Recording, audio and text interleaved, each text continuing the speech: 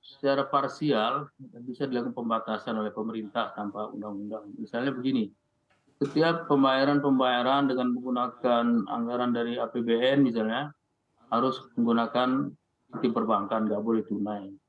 Bahkan saya mendengar di Pertamina ya, Ahok sendiri sebagai presiden komisaris pernah mengusulkan pembatasan transaksi tunai. Saya dengar sudah berjalan di sana ya. Jadi secara parsial pemerintah perlu membatasi lebih dulu biar kelihatan manfaatnya. Kemudian yang kedua ya diperlukan pendekatan-pendekatan ya untuk meyakinkan tadi disebutkan ketua-ketua partai. Ya.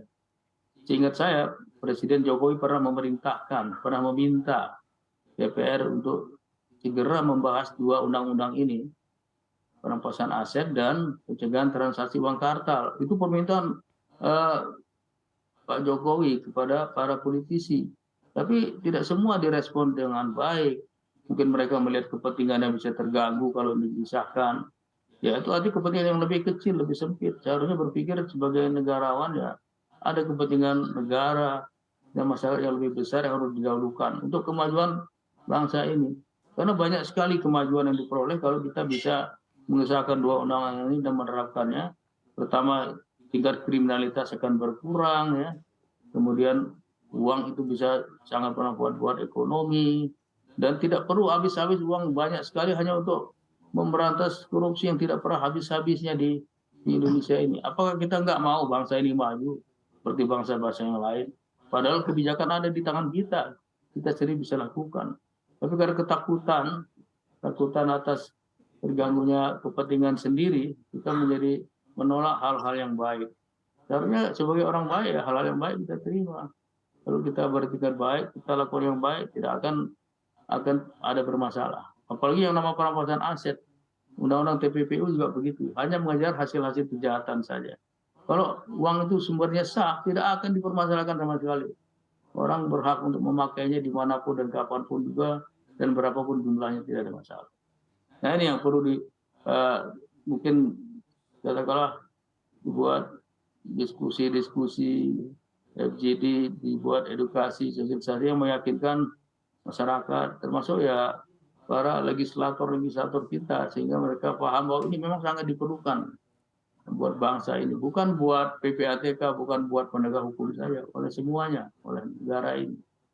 Baik, Pak Yunus, di sisi lain kalau kita lihat bila kita mendorong adanya RUU PTUK ini artinya kita juga mendorong untuk bisa menggunakan uang secara digital gitu, di mana kita tahu juga keamanan uang digital ini masih terus dipertanyakan, terutama di negara kita begitu. Anda lihat apa yang bisa menjadi solusi untuk keamanan uang digital? Jadi kalau uang digital itu diterbitkan oleh lembaga yang tidak jelas tanggung jawabnya seperti Bitcoin, ya, virtual money, virtual currency, memang benar tidak ada institusi yang bertanggung jawab, tidak ada yang menjamin nilainya bisa stabil apa tidak ada yang menjamin bagaimana kalau si penerbitnya kolaps. Tapi kalau misalnya nanti ada eh, di perbankan ya dengan adanya LPS yang menjamin simpanan masyarakat sampai 2 miliar, sekarang asuransi juga dijamin ya. Apalagi nanti kalau diterbitkan yang namanya Interbank Digital Currency ya, itu BI sudah melakukan studi kebijakan cukup lama dalam rangka menerbitkan Central Bank Digital Currency. Sehingga ini juga bisa membuat efisiensi, kecepatan, keamanan dari transaksi itu sendiri. Cuman memang kita harus prioritas.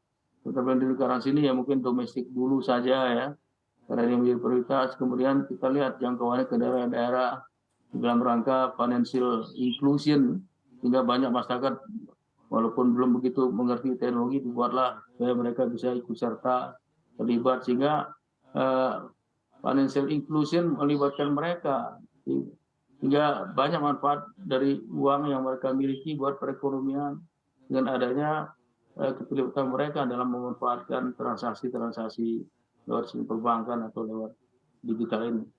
Sekarang sementara sudah cukup banyak berjalan sebenarnya dengan transaksi-transaksi melalui money remittance ya, seperti OVO, kemudian financial technology, fintech, perusahaan fintech itu sudah cukup banyak ya, perusahaan-perusahaan e-money, perusahaan-perusahaan sistem pembayaran lainnya. Secara parsial sudah ada itu dan sudah cukup aman. Dan ini tinggal kita buat ke tingkat nasional, kita perbesar, bahwa transaksi tunai 100 juta misalnya dilarang, kita suruh mereka menggunakan sistem yang ada. Sistem yang ada sekarang ya udah aman, nyaman, dan cepat sebenarnya. Karena sudah berjalan sekian lama dan terbukti menghemat cukup banyak paperwork, menghemat banyak waktu, kecepatan, efisiensi transaksi, keamanan juga sudah terjadi. Kita udah alami semua sebenarnya. Baik, Pak Yunus, kita tahu tindak pidana pencucian uang ini tidak hanya untuk uang kartal, tapi juga terjadi di uang digital juga begitu. Anda lihat apakah harus ada aturan juga yang mungkin bisa mengatur hal ini?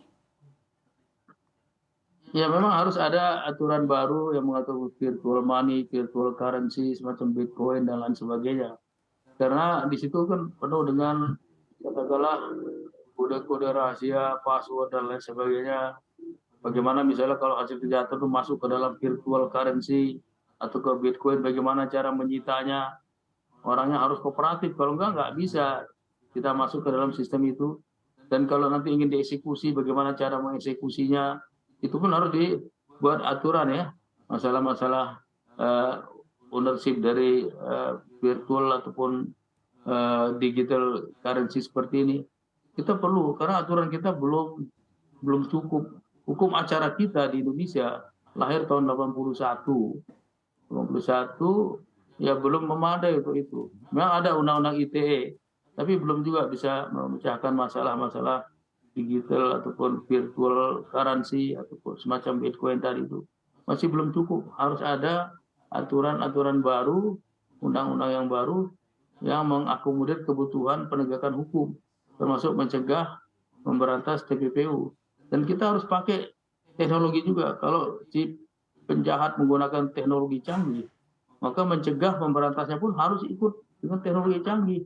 Nggak mungkin kita ingin mencegah teknologi canggih, kejahatan dengan canggih, kita menggunakan cara-cara manual, cara-cara konvensional. Transaksi kita masih manual, kita nggak mau pakai teknologi. Memang cara memberantas kejahatan yang dengan teknologi canggih harus dengan teknologi itu sendiri. Kalau enggak, kita akan ketinggalan, mereka akan terus merajalela gitu. Baik, Jadi harus ada aturan yang dibuat. apakah Anda